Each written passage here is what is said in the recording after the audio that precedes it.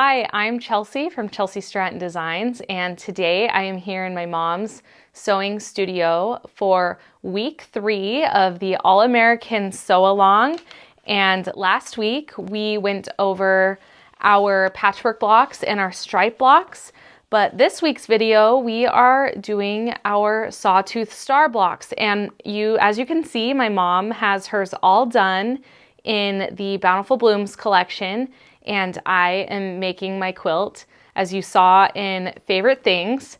So we're going to be going over this today and just some techniques and tips that I have for making this block. And it's kind of nice because we made a lot of blocks last week.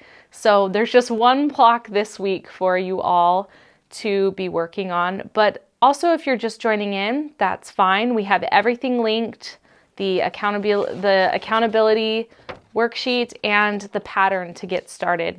So we're going to go over the Sawtooth star block today. So let's get started. Okay, so we have the Sawtooth star block this week, and last week we went over our patchwork and our stripe blocks, and that was straight line sewing.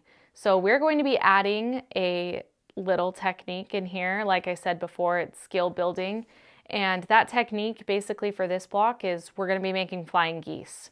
So I am going to get started.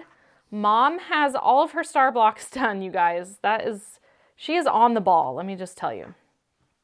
Okay, and just remember you need to have your pattern available so you can follow along if you're sewing with me in these videos while we put them together. It's going to talk about the same things that I'm going to share today.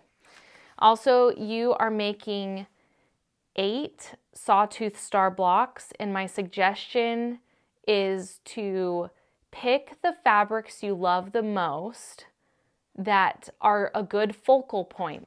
So as you can see, the reasoning for this is the Sawtooth stars stand out. So you want to put your favorite colors or prints in these blocks, I feel like. That's what I did when I was cutting out my fabrics.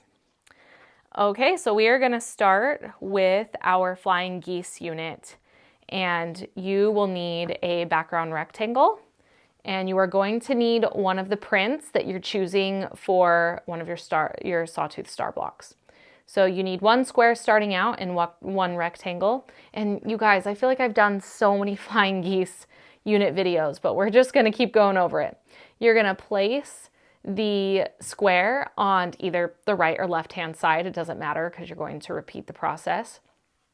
And what you're going to do is you are going to draw a line corner to corner on the back of the print fabric, and you are going to sew on the drawn line. Okay, so here's your drawn line here, and you're going to sew on it, and then after you're done, we'll put that right there.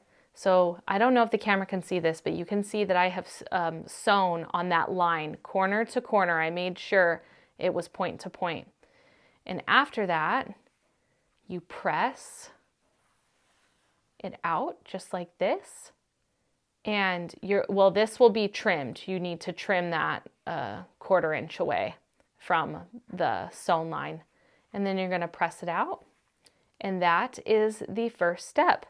Now after that, you need to repeat the process on the opposite side of wherever you started, just like this, and you will do the same thing again. You'll have your drawn line, you'll sew on it, and you will trim, and you'll press out to make, I'm going to move this aside, one of your flying geese units.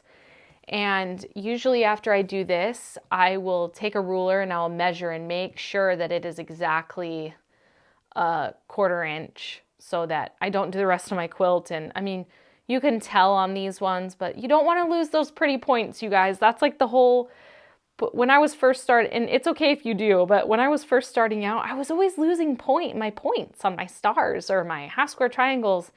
And I asked my mom, I'm like, why do I keep losing those? And she's like, you're 1/4 inch, Chelsea, like you need to check it. So I always check that.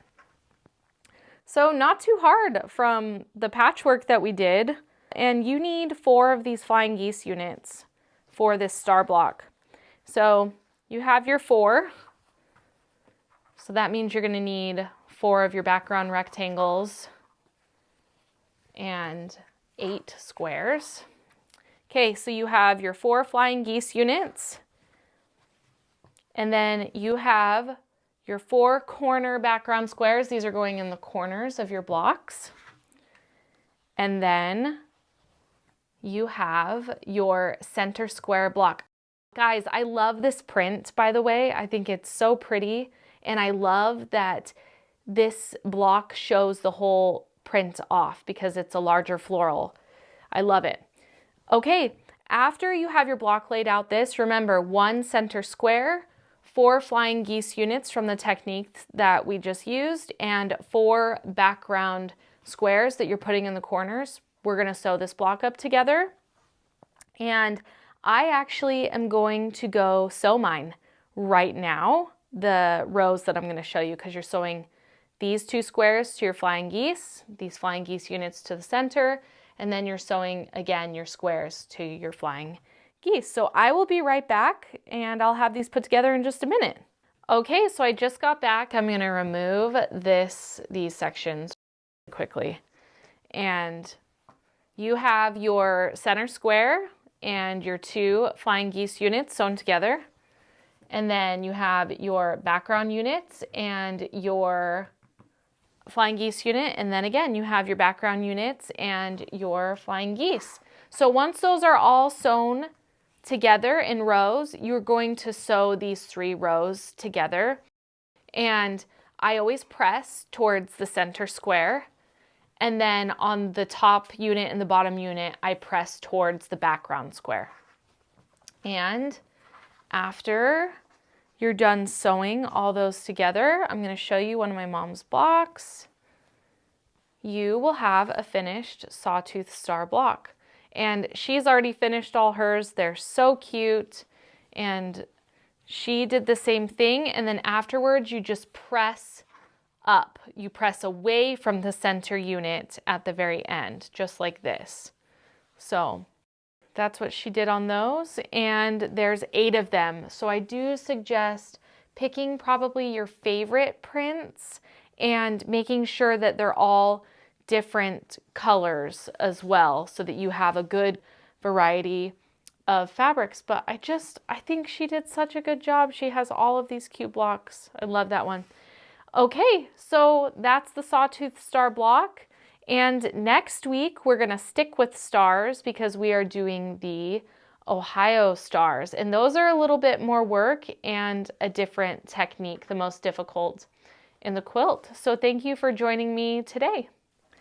Okay, so I hope that you enjoyed today's video where we went over some tips and techniques to putting the Sawtooth star block together. Really grateful that my mom has her blocks done for today's video. She is moving right along. If you are new here and you need to get started, we have the All-American Sew Along PDF accountability worksheet where you can mark off your blocks, and it shows you fabric requirements as well as the 2 options that you can sew if you want to use Bountiful Blooms fabrics or favorite things. So that is available to download in the description below. And also you will need the pattern if you're new here, and that is still linked in this video as well. So thank you so much for joining me today. And week 4 next week is going to be our Ohio star blocks. So just this week, keep working on your Sawtooth star blocks, and I hope to see you next week for the last block video. Thanks so much for stopping by.